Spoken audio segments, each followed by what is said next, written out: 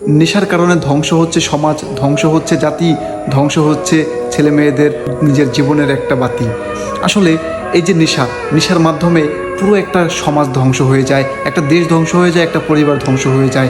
বাবা মায়ের স্বপ্ন থাকে তার ছেলেটা বড় হয়ে হবে মানুষের মতো মানুষ, কিন্তু তার ওই স্বপ্নে গড়া সেই ছেলেটা সেই যখন নেশাখোর হয়ে যায়, তখন বাবা মা কই রাখে তাদের দুঃখ, কোথায় রাখবে তাদের মনের কথাগুলো? ছেলেমেয়েরা কখন কার সাথে চলাফেরা করে, কখন কোথায় যায়, এটা যখন বাবা মায়ের খেয়াল রাখে না, তখনই বাবা মায়ের সবচেয়ে বড় ভুলটা করে।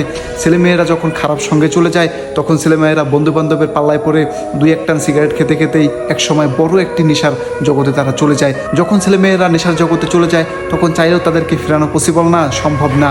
কোনো বাবা মাই বা কোনো আত্মীয় স্বজন কেউই তাদেরকে আর ফেরাতে পারে না। তো সময় থাকতে সময়ের মূল্যটা বোঝা উচিত।